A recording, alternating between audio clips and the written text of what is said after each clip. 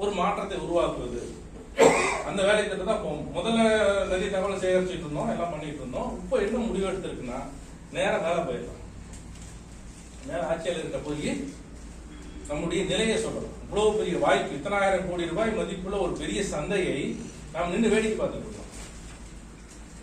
அப்போ இந்த சந்தையை திறந்து விடுங்க, இதன் மூலமாக இவ்வளவு நன்மைகள் நடக்கும் அப்படிங்கிற ஒரு வேலை திட்டத்தை நம்ம ஆட்சியாளர்கிட்ட கொண்டு போறதுக்கான முயற்சிகள் பண்ணிட்டு இருக்கோம். அதற்காக நிறைய தகவல்கள் ஒரு புத்தகம் போடுற அளவுக்கு சேகரிக்கப்பட்டுள்ளது.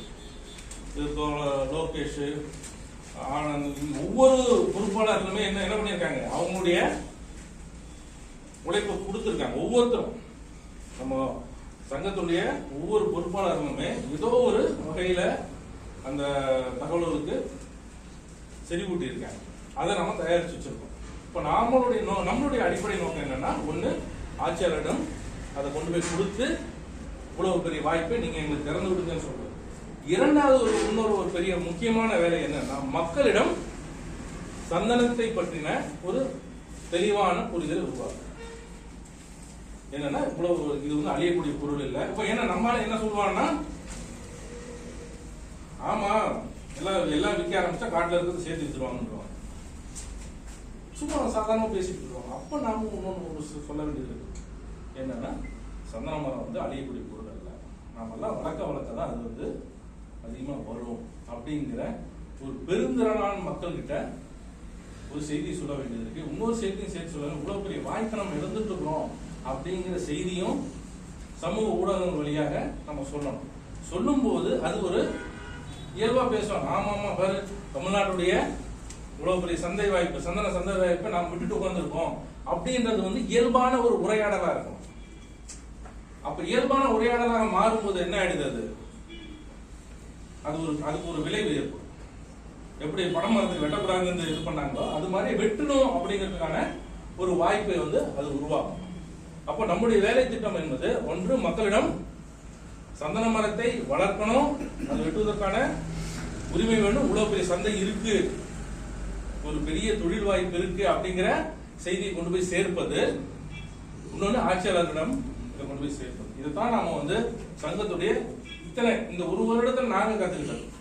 இங்க ஒவ்வொருத்தரும் நம்ம கூகுள் மீட் பேசுவோம், எல்லாம் பண்ணும்போது நாம கத்துக்கிட்டது இதுதான் நமக்கு அப்ப செய்யணும் அப்படிங்கிறது. அதே வேலை நம்முடைய சங்கத்துல எந்த இடத்துலயும் தவறாக யாரும் வழிகாட்டிடக்கூடாது, தவறான தகவல்களோ எதுவும் செய்திடக்கூடாதுன்றதை நாங்க எச்சரிக்கையா இருக்கோம். நம்முடைய வாட்ஸ்அப் குழுவில் பார்த்துருப்பீங்க, எதுவுமே தவறான விஷயங்கள் வராது. வந்தா டக்குன்னு லோகேஷ் டெலீட் பண்ணுவாரு, யார் பொறுப்பாளர் பார்த்தாலும் அதை டெலீட் பண்ணிடுவாங்க. ஸோ இதுதான் நம்முடைய வேலை திட்டம். உறுப்பினர்களாகவும் பொறுப்பாளராகவும் இருக்கிறவங்க இதுவரைக்கும் சிறந்த பங்களிப்பு கொடுத்துருக்காங்க. இனி புதிதாக வரக்கூடியவர்கள் உறுப்பினராக இருந்தாலும் சரி, பொறுப்பாளராக இருந்தாலும் சரி, இந்த புரிதலோட இருங்க. நீங்க யார்கிட்ட பேசினாலும், ஒரு 4 பேர்கிட்ட, உங்க உறவினர்கிட்ட, நண்பர்கிட்ட பேசுனீங்கனாலும் இதை சொல்லணும். சந்தனத்தில் இவ்வளவு பெரிய வாய்ப்பு இருக்குப்பா, நாம தான் கைவிட்டு வச்சிருக்கோம், நம்மளால பண்ண முடியல அப்படிங்கிற செய்தியை வாய் வழியாகவும் நம்ம சொல்லணும். நம்ம ஒவ்வொரு முறையும் நம்ம யூடியூப்லயோ அல்லது இன்ஸ்டாகிராம்லயோ பேஸ்புக்ல எல்லாம் போட்டுட்டு இருக்க முடியாது. இயல்பாக நம்மோட உட்கார்ந்து இருக்கவங்க கிட்ட நம்ம சொல்லணும், இத்தனை ஆயிரம் கோடி ரூபாய் மதிப்புள்ள ஒரு சந்தை இருக்கு, இந்த சந்தை இந்திய அரசுடைய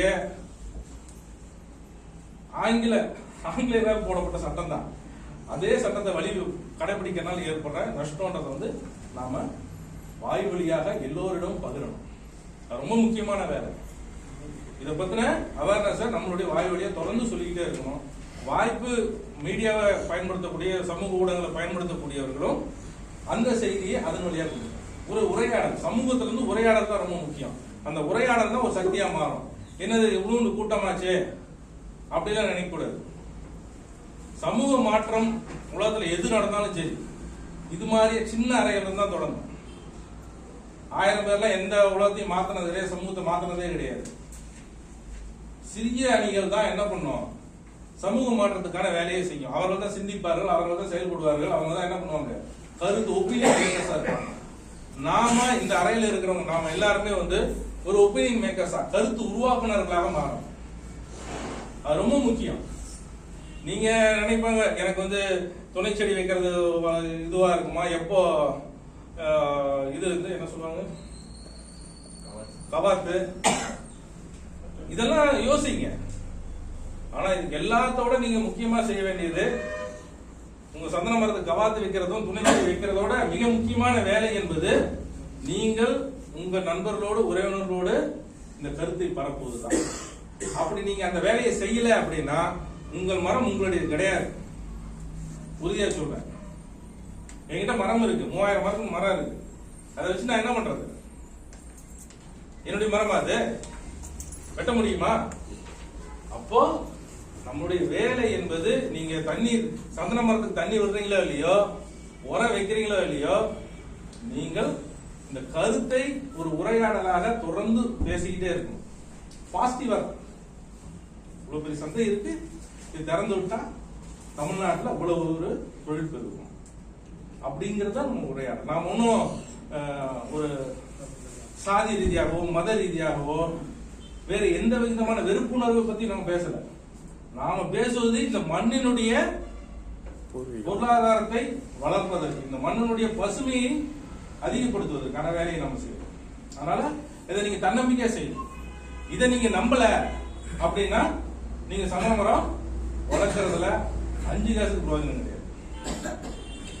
புரியுங்க? நீங்க அதை பேச ஒருத்தரை நீங்க நம்ப வச்சுட்டீங்க, இந்த விஷயத்த இவ்வளவு பெரிய வாய்ப்பை நம்ம தவற விடுறோம்ன்றதை நீங்க ஒருத்தரை நம்ப வச்சிட்டீங்கன்னா அவர்கள் 10 பேருக்கு சொல்லுவாங்க. அவ்வளவுதான். ஒரு சங்கம், ஒரு சிறு குழு என்ன செய்யும் அப்படின்னா எப்பயுமே சமூகத்துல ஒரு முக்கியமான கருத்தை விதைச்சிடும். விதைச்சுக்கிட்டே போயிட்டு இருக்கோம். அது வந்து எங்கேயோ கொண்டு போய் நிற்கும். அப்போ நாம செய்யற வேலை ரொம்ப முக்கியமானது, ரொம்ப ஆழமானது. சந்தன மரத்தை லட்சக்கணக்கான பேர் வளர்க்கலாம்.